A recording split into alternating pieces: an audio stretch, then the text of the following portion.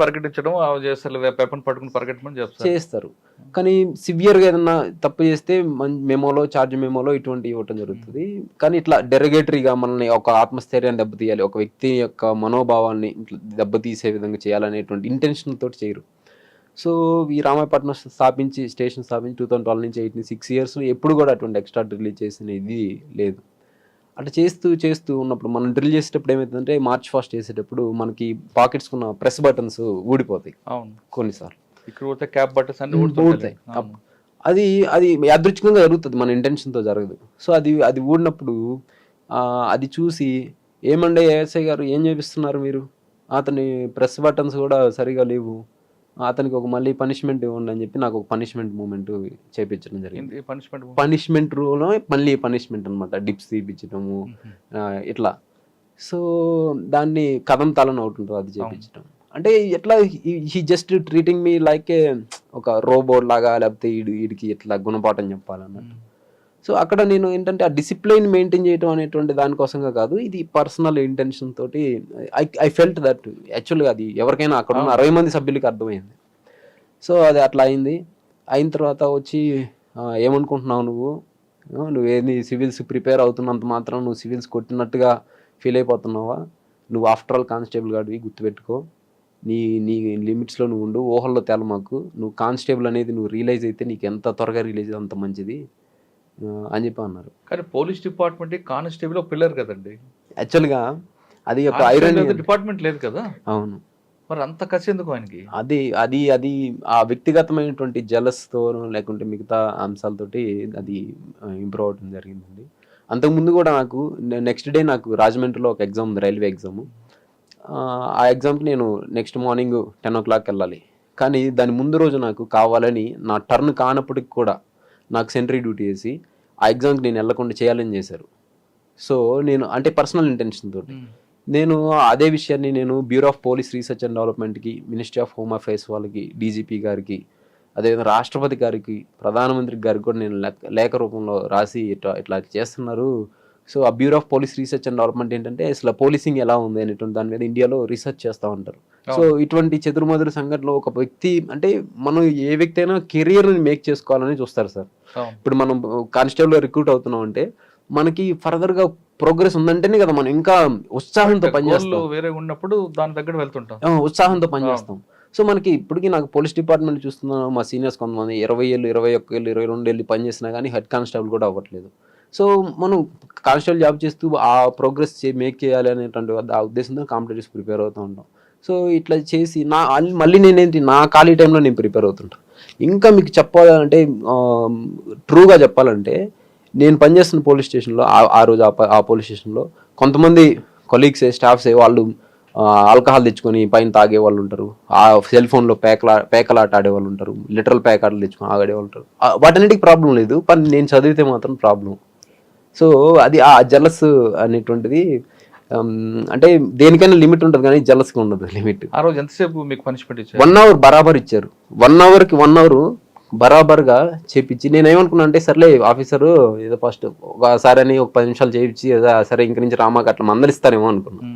కానీ 1 hour బరాబరు చేపించి ఇచ్చిన తర్వాత నువ్వు ఆఫ్టర్ ఆల్ కానిస్టేబుల్ గాడు, నువ్వు అది ఎంత తొందరగా రిలీజ్ అయితే అంత మంచిది, నీకు తోకలు కత్తిరిస్తాను, నీ తోక పెరిగితే కత్తిరిస్తాను, ఏంటి నువ్వు నీకంటే తోపులే ర్యాంక్ కొట్టిన వాళ్ళే ప్రొబేషనరీలుగా వచ్చి సిఏల దగ్గర నేర్చుకొని ఉంటారు, నువ్వు ఏంటి అసలు అది ఇది అని చెప్పేసి అంటే డెరగేటరీగా మాట్లాడితే నాకు చాలా బాధ. దోషం కూడా చేశారు ఏమన్నా?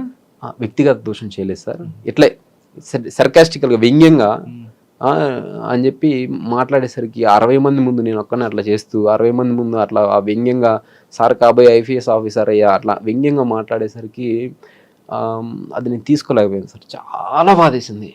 ఎట్లా అంటే అరే నేను యంగెస్ట్ కానిస్టేబుల్ సార్, నేను మా బ్యాచ్లో 300 చిల్లర మంది ఉంటే నేను అందరికంటే చిన్న వయసు 19 సంవత్సరాలు నాకు, నేను యంగెస్ట్ కానిస్టేబుల్. సో అట్లాంటి నాకున్న టాలెంట్స్ని, నాకున్న క్రిటికల్ స్కిల్స్ని, నాకున్నటువంటి ఇంక్విజిటివ్ పవర్స్ని వీటన్నిటిని మంచిగా ఇన్వెస్టిగేషన్స్కి వాటికి ఉపయోగించుకుంటూ నాకు కెరీర్ కూడా ప్రోగ్రెస్ చేస్తే డిపార్ట్మెంట్కి నేను ఒక మంచి అసెట్ అవుతాను.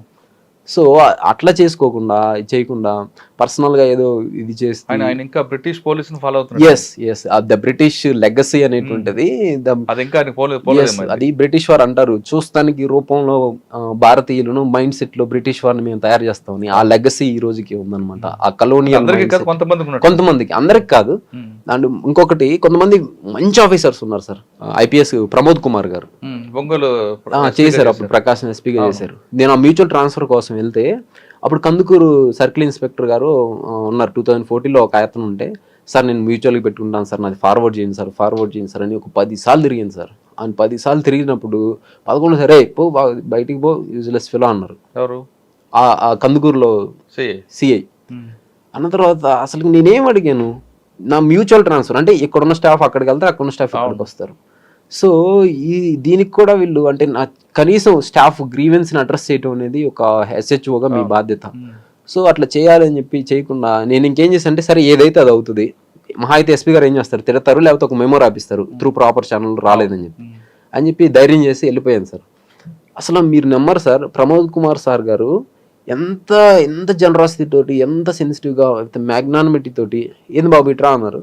సార్ ఇట్లా చదువుకుంటాను సార్, నాకు ఖాళీ టైం అక్కడ రామాయపట్నంలో అయితే షిఫ్ట్స్ అట్లా ఉంటాయి, కొద్ది టైం సేవ్ అవుతుంది, ప్లస్ మా నాయనమ్మ గారు ఉన్నారు, మా పేరెంట్స్ ఇద్దరు ఎక్స్పైర్ అయి ఉన్నారు, ఆమెతో పాటు కొద్దిగా టైం ఆమె కూడా మంచిగా చూసుకో ఉంటుందంటే, ఇదంతా పని ఇట్రా అని చెప్పి అట్లా సంతకం చేసి సీసీకి వెంటనే కొట్టేసేయండి, అవుతుంది 10 minutesలో నాకు రిపోర్ట్ చేయండి అన్నారు.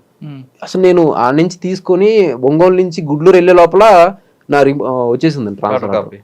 సో అంటే అక్కడ అదే కందుకూరు సర్కిల్ ఇన్స్పెక్టర్ గారు పోరా యూజ్లెస్ ఫెలో బయటికి ఎన్నిసార్లు చెప్పాలి నీకు అన్న దానికి, అదే ఒక ఐపీఎస్ హోదాలో ఉన్న వ్యక్తి ఎంత మ్యాగ్నానిమిటీ తోటి, ఎంత జనరసిటీ తోటి with pen stroke just 2 minutes దాన్ని సాల్వ్ చేసి, నేను దానికోసం 2 monthsగా తిరుగుతున్నా. అదే చెప్తున్నా, ప్లస్ ఉంటారు మైనస్ ఉంటారు. ఇంకోటి శివకుమార్ గారు అని ఆయన సబ్ ఇన్స్పెక్టర్, ఆయన కింద నేను అదే రామాయపట్నంలో చేశాను. అసలు ఆయన అంటే నాకు అన్నయ్యలు లేరు, ఆయన నాకు అన్నయ్య లెక్క. ఆయన నువ్వు ఇదో ఇట్లా వెళ్ళు, ఇది తీసుకో, ఇవి నీకు ఇట్లా తప్పదబ్బా, ఇది డిపార్ట్మెంట్లో ఇట్లా అవమానం చేస్తుంటారు, ఏం కాదులే నేను రిజైన్ చేస్తా.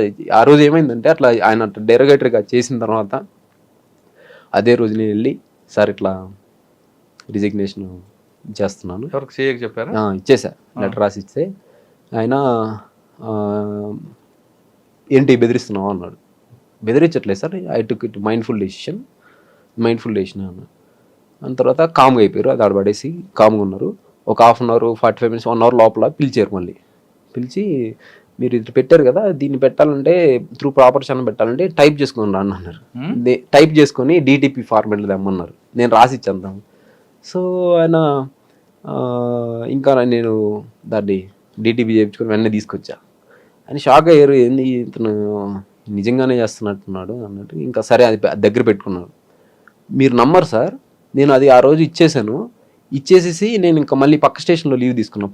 పోలీసులు అటు తీసుకోవచ్చు లీవ్స్, అటు లీవ్ తీసుకొని నేను ఇంకా దాన్ని తీసుకొని వెళ్ళిపోయాను. నా సరెండర్స్ అన్ని సబ్మిట్ చేసుకుని ఎస్పీ గారి దగ్గరికి తీసుకుపోయి, ఇప్పుడు సాంబశివరావు గారు వాళ్ళు, ఎవరండి ఎస్పీ అప్పుడు ఎస్పీ సత్య బాబు గారు, వెంటనే ఎగ్జాక్ట్ గుర్తులేదు సార్, బాబు గారు అనుకుంటున్నా.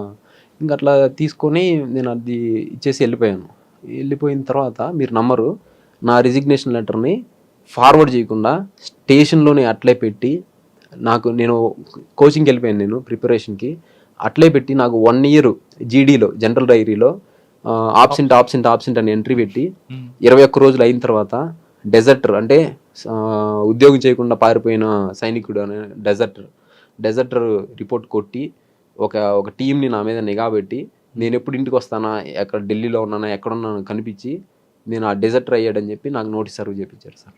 Is it appropriate behaviour sir ఒక ఆఫీసర్గా ఉన్నప్పుడు? మీరు లీవ్ పెట్టారు కదా? అవును సార్. ఎస్పీ గారు కలిశారు కదా, అప్పుడు మరి కలవలేదా, చెప్పలేదా? అప్పుడు అకామిడేషన్ లీవ్స్ అవి ఉన్నాయి సార్. అంటే అప్పుడున్న ఎస్పీ గారికి నేను రిజైన్ చేస్తాను విషయం చెప్పారా?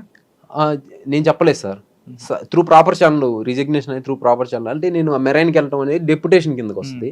సో అదేంటంటే వైజాగ్ హెడ్ క్వార్టర్కి వెళ్తుంది. హెడ్ క్వార్టర్ నుంచి మళ్ళీ మన యూనిట్ ఆఫీసర్ దగ్గరికి వస్తుంది సార్. వైజాగ్లో ఆఫీసర్కి అడగలేదా మీకు, ఎందుకు రిజైన్ చేస్తాను అడగలేదు ఆయన? అడగలేదు సార్, ఎవరు ఆయన పంపించలేదు కదా సార్.